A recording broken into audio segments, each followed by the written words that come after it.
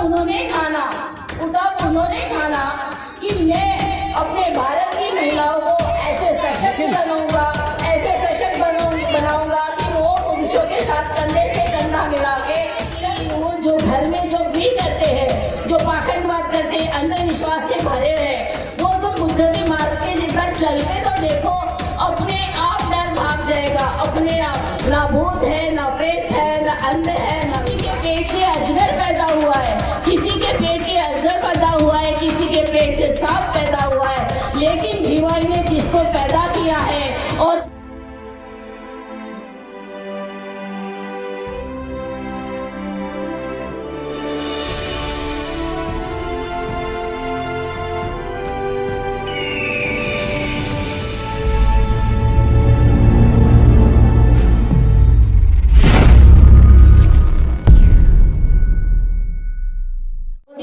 Doctor Baba Saheb Ambedkar का नमन। यहाँ उपस्थित सभी उपासक उपासिकाओं को जय भीम नमो बुद्धाय।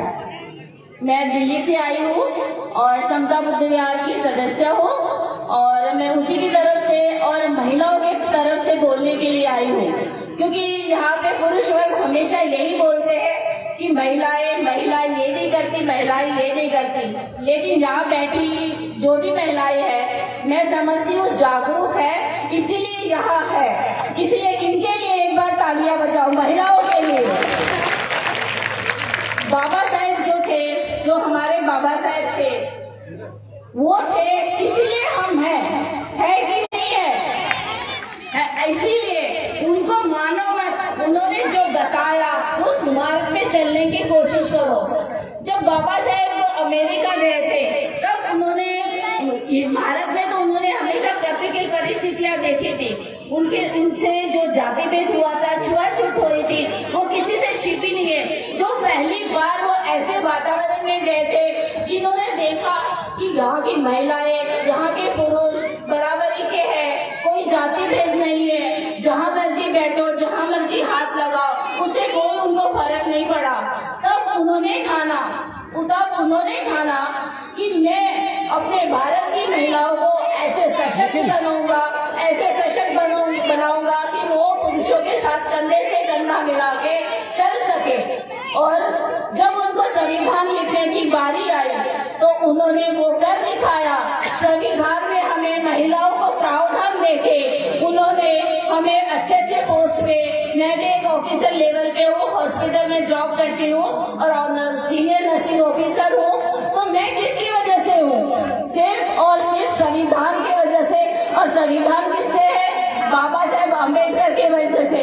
इस बार बाबा साहेब के लिए एक बार जोरदार तालियां बजाओ। जब बाबा साहेब ने इतना कुछ हमारे लिए किया, उन्होंने क्या क्या त्याग नहीं किया हमारे लिए, पूरा जीवन लगा दिया। वो चाहते तो पूरी जिंदगी वो अमेरिका में बैठ के एक वो प्रेसिडेंट भी बन सकते थे, क्योंकि उनमें इतनी काबिलियत थी। लेकिन उन्होंने एक बेड़ा उठाया था भारत की जनता के लिए, हमारे लिए, बहुजन लोगों के लिए। और उन्होंने पूरी जिंदगी, पूरा जीवन, इवन अपने लाइफ में उन्होंने देखा, उनका जो अपना परिवार था, 4 बच्चों की उन्होंने आहुति दी। और उन्होंने हमारे भारत के महिलाओं के लिए इतने उपकार किए कि वो हम लोग बिल्कुल भी फेर नहीं सकते। उनके हम हमेशा ऋणी रहेंगे। महिलाओं का तबका वो हमेशा से ऋणी रहेगा। तो उन्होंने जब हिंदू कोड बिल बनाया तो उसमें सिर्फ और सिर्फ महिलाओं के अधिकार थे। वो अधिकार आप लोगों को पता है क्या क्या थे? किसी को पता है? किसी को पता है? जैसे मीरा जी बैठी है दिल्ली से, वो एक टीचर है, उनको पता है कि बाबा साहब ने जो भी किया उनके लिए किया, मेरे लिए किया, हम सबके लिए किया। क्योंकि मैं महिलाओं के बारे में ही बोल रही हूँ, पुरुष वर्ग के लिए पुरुष वर्ग बोले तो बाबा साहब ने हमारे हिंदू कोड बिल में हमें पिता के संपत्ति में अधिकार देने की बात की है, विधवाओं की शादी करने की बात की, पुनर्विवाह की बात की। और जिससे बच्चे नहीं होते पहले छोड़ दिया जाता था, उनको तो उल्टा पता नहीं क्या क्या कहते थे, उनको गोद लेने का प्रावधान दिया।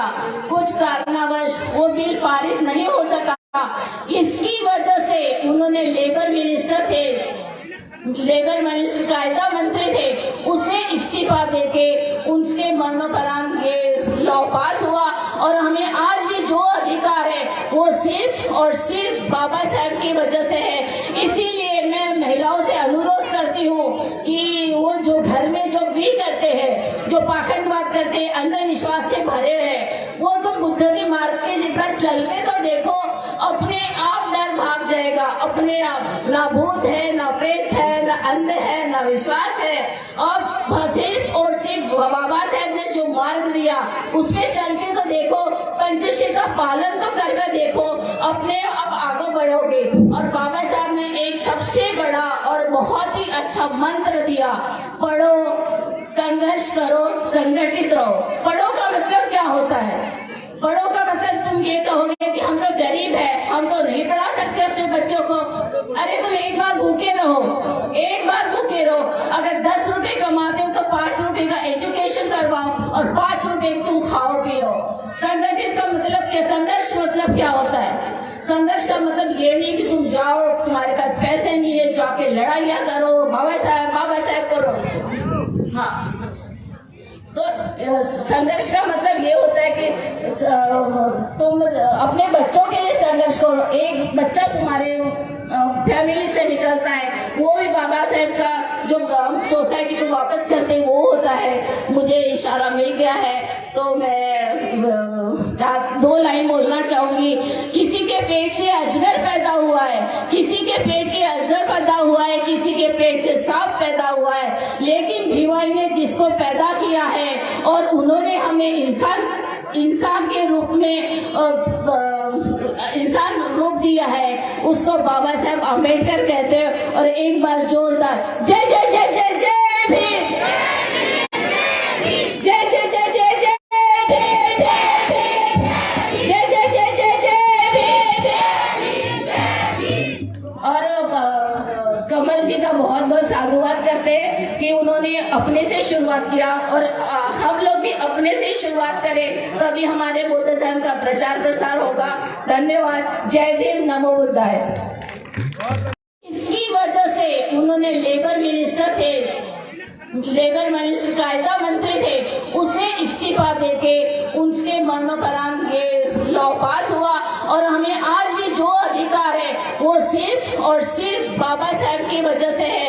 इसीलिए मैं महिलाओं से अनुरोध करती हूँ कि वो जो घर में जो भी करते हैं, जो पाखंडवाद करते हैं, अंधविश्वास से भरे हैं, वो तो बुद्ध के मार्ग के पर चल के तो देखो, अपने आप डर भाग जाएगा। अपने आप ना भूत है, ना प्रेत है, ना अंध है, ना विश्वास है। और सिर्फ और सिर्फ बाबा साहब ने जो मार्ग दिया उसमें चल के तो देखो, पंचशील का पालन तो करके देखो।